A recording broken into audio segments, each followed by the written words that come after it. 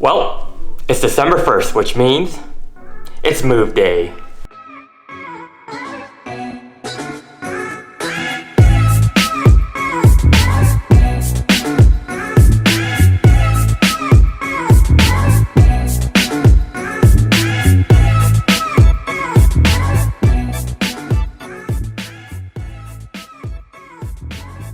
It's now 9:30 in the morning. I packed all my stuff into my vehicle. You can take a look at all the stuff here. It's not as organized when I first moved from Toronto all the way here. I'm gonna head over to my new place, so stick around.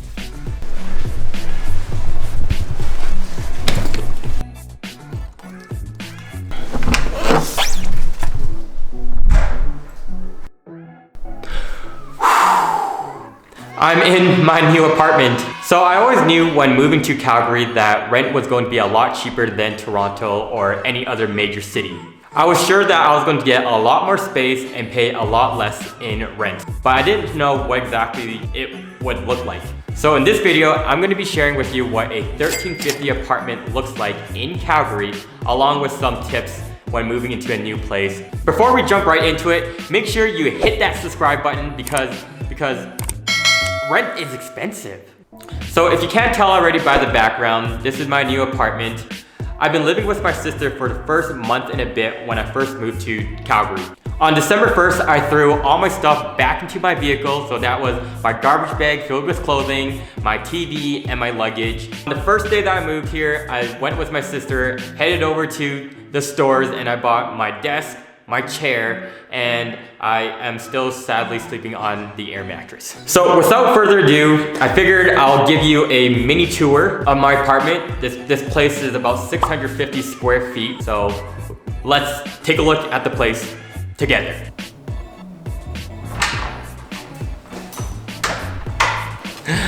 I love making these transition shots because on every other YouTube video you watch, it seems like the camera was just here the whole time, but realistically I had to put this down, walk out, and then come back in. But let's go on with the tour.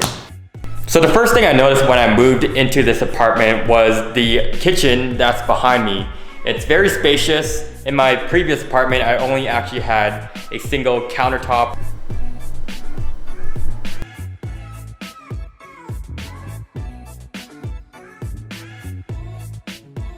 I upgraded my stovetop. No longer is it an element, it runs on gas.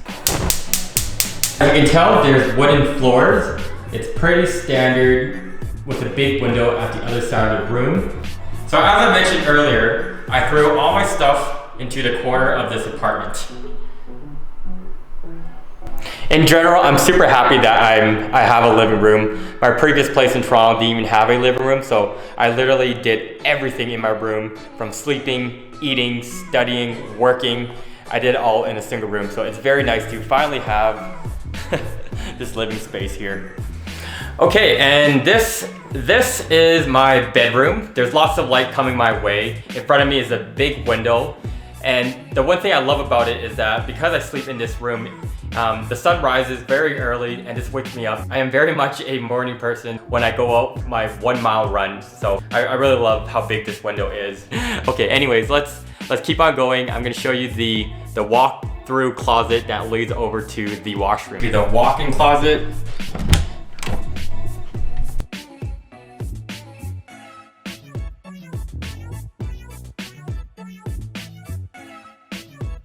And finally, this is the washroom. You can enter it through the bedroom and also through the main hallway. As you can tell, this leads you back over to the kitchen. Okay, so you know what? I realized this is now my third move. I moved into 2 other places in Toronto. The one thing I noticed when talking to any person that have moved into a new apartment, there's never a person I've met that never had any sort of problem with their apartment. Whether that is their landlord, the unit, their responsiveness, or just roommates in general, there's always some sort of problem. I'll give you a little backstory. The day before I moved here, I had a call from the management team. I answered my phone call and the guy was like, Hey Frank, I just wanted to call in to see if you're moving in tomorrow because I realized you didn't make your $200 non-refundable move-in fee. And I'm thinking to myself, I'm like, $200 move-in fee? $200, that's the guy I'm paying to go skydiving, to go outside and record me. That's what's the $200 for?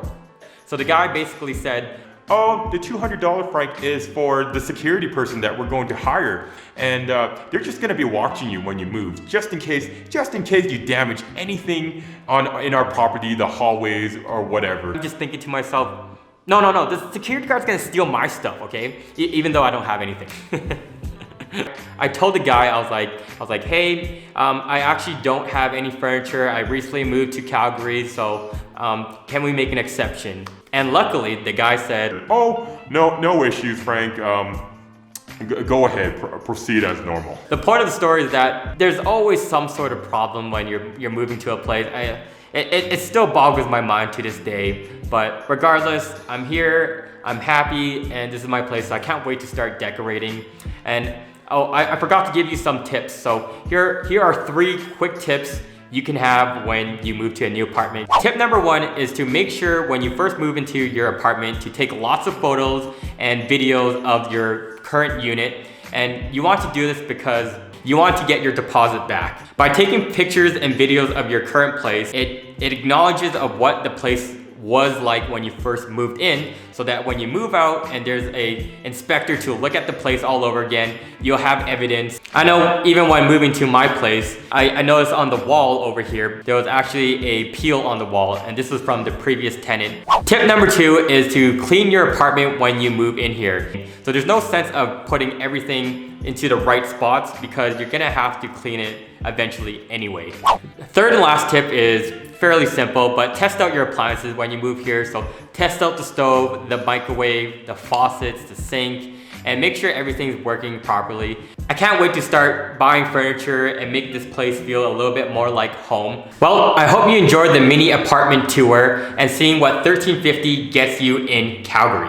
I understand right now that the pricing is a little bit affected just given that there's a global pandemic still happening. I am quite certain that had I stayed in Toronto or any other major city in Canada, that the price of this apartment would easily cost over $2,000. This got me interested, so I went on the web and I went on rental.ca and found that the average rental property in Canada as of November and October of 2020, the average rent for all Canadian properties was $1,782. According to their national rent rankings for November 2020, North York was number 1, Toronto was number 2, number 3 was Vancouver, and Calgary was listed as 24. I'll include this link down in the description below. In any case, I am excited as this is my first time living on my own. So before I go, I kind of wanted to just sit down and give you some reasons why I made this video in the first place. And by all means, it's not to show you how luxury my life is,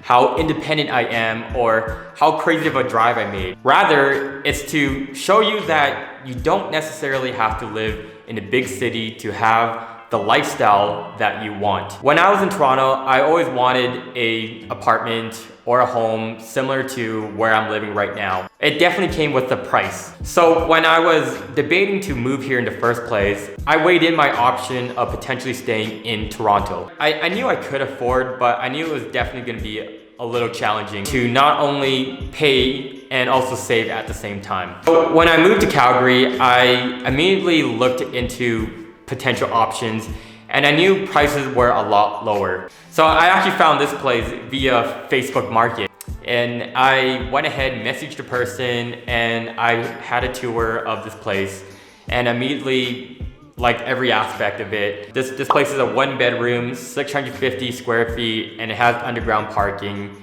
and the building is relatively new. So whether you're someone like me who was living in a big city that wanted to see options outside of it, or you're a first-time individual looking to move into a new apartment, I hope this video kind of sheds some light on what $13.50 can afford you in a medium-sized city like where I'm living in Calgary. I know so many people who are now following their dream, following the city that they want to always live in, and pursuing what they always dreamt about. So it's really magical to see that all wind down during these crazy times during a pandemic. I should probably run now. I should probably buy some furniture right now. To everyone back at home, I hope everyone keeps safe. Enjoy the holidays, and I will see you in my next video. Peace.